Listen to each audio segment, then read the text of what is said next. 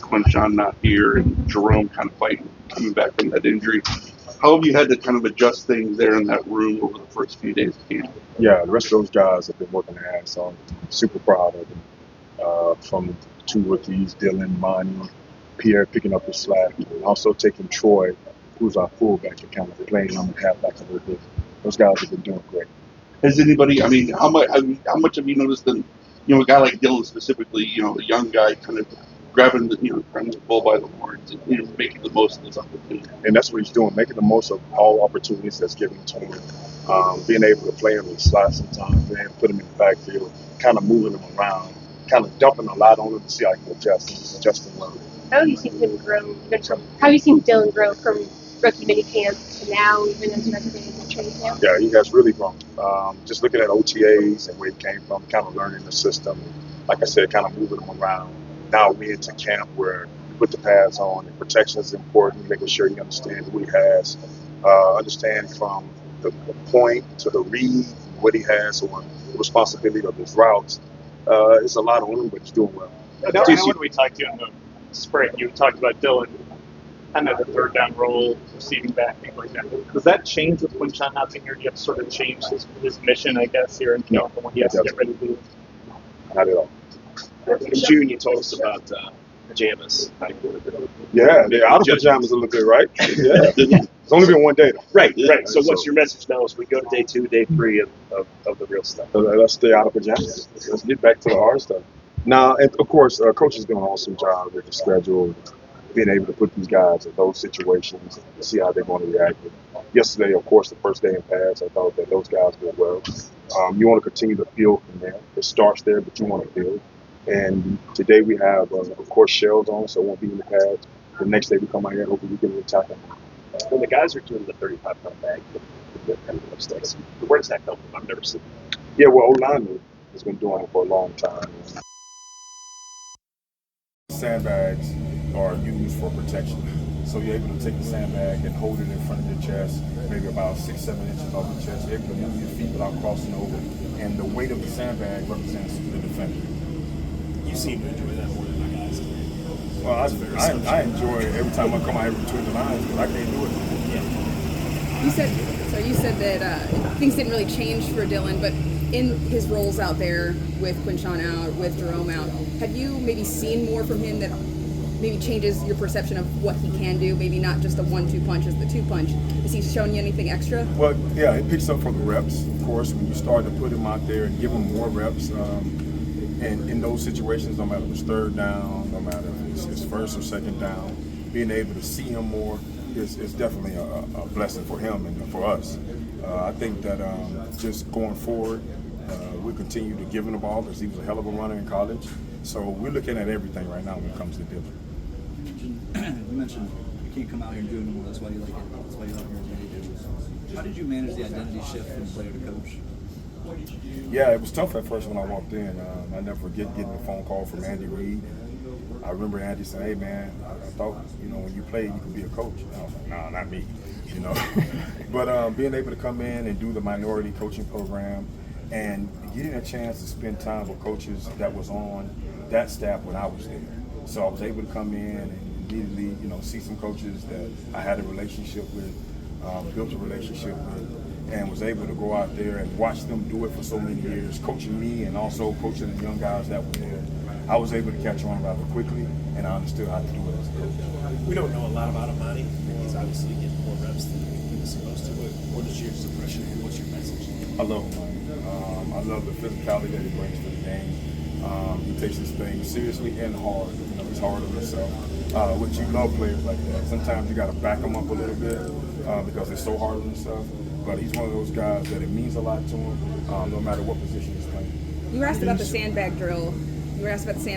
That another drill you guys have out there, one of the more vocal ones, is that resistant band. How do the guys respond to that? What do you look for out of that? They hate it. I love it, of course, because one of the things with the resistant bands, you get in ball security because the band is kind of like pulling the ball. But what people don't know, those balls are like 20 pounds. So you got the band in the ball, so that's why at the end of when you see them done, they start crying a little bit because their arms are hurting. Duce, you talked about Amani's physicality. that was something that was kind of seen as kind of maybe one of Quinshon's strengths. Is there a place? Do you feel like he could be the guy that kind of fill that physical role, or do you feel like that's something Pierre? I mean, is there another guy in the room with that physicality? You feel like? Well, here's how I think. All of them got to be physical. No matter if you're 202, 230, it's all about the mentality. It's all about what you got in your chest. And every guy out there that's in the running back room has it. You just got to go show it. Why did you see yourself as a coach at first? I'm sorry. Why didn't you see yourself as a coach at first? Man, at first it was so many hours. All you ever heard as a player was some of these coaches spending nights in the building, Monday, Tuesday, Wednesday, sometimes Thursday, and you was like, nah, I don't want any part of that. So technology caught up, you know, and I think the timing was right for me. So I was able to come in and definitely learn from a lot of coaches, of course, I played for, and also learn from Andy Reid, giving me that opportunity, and I'm thankful. How would Duce Staley, the player, like playing for Duce Staley, the coach? Oh, he wouldn't like it. He would not like it. Deuce, with the Quinshon situation, Kevin and Andrew have talked so much about how much emphasis they put on like the educational piece, especially for young guys coming in, just understanding where they're at and not getting in trouble and those types of things. But you being a former player, how much are you able to sort of try to share your experience with guys and hopefully get them to avoid those types of things? It's the situation itself, like you said, Kevin and AB already addressed it and they talked about it. So I don't really have anything else to say on it. But I'm constantly talking to the guys in my room and constantly talking to my kids about all situations. So that's a part of being a parent, that's a part of being a great friend and a coach. For Quinshon, though, obviously, not knowing when he's going to be back here, not knowing when he's even going to be able to play, how hard is that for a young guy, a rookie, to have to catch up, whenever he does get back here? That's my job. That's my job, to get him caught up, to make sure that he's in the building and showing him all the film that he missed, of course, and we'll do an install from day one all the way up until he's there. So that's no problem. Why don't you like playing for you? Well, honestly, man, I always tell people this, and I'm be redundant when I say it.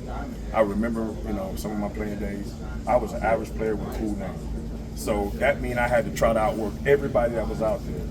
And now, knowing that, going against some of these guys that's here now, I wouldn't do too well. So, of course, that coach would kind of put me in situations to probably show me up, as they say, and it would be good. Bring the player's mentality or player's excitement to that training camp field? Say that one more time. Do you still bring the player's mentality or player's excitement level to the training camp? Oh, without a doubt. Without a doubt, man. I get a chance every day to live vicariously through these players. Offense, defense, special teams, no matter what it is. And just being able to do that, and I told those guys that today, I said, every time you make a move, I make it too. Every time you make a tackle or score a touchdown, I just made it too. So being able to go out there between the lines, compete, and being able to feel the energy and the juice from a coach, giving it to them, and being able to see it, second to none. Deuce, one more follow. Deuce, there seemed to be a lot of inside runs yesterday. Is that geared also to promote physicality and toughness on the day? Yeah, I don't think it's the scheme. I think every scheme should promote physicality and toughness when it comes to football. So no matter what you do, from play action to protection to inside runs, outside runs, no matter what it is, you should think physical first. Okay, and my follow-up is, what did you think of the hit on Sampson by Schwessinger? Yeah, you need to get your damn pass down. Good job. What type of impact do you hope you have on this running back room, whether it's impacting these guys as players or people off the field? One of the things that I always constantly try to hammer home is the love and the relationships that's in the building, and the love and the relationship that's in the when they come through the door right before TA start, we get a chance before we pick the remote up is to talk about our whys. I give them my why and I hear their whys. Because what I know about this game is there's gonna come a time where the ship get a little rocky. There's gonna come a time where things are not easy and it's gonna be hard. And then that's when I gotta come along and remind you what your why was to make sure that we're on the same page. So just that part of the relationship and having that relationship is the most important.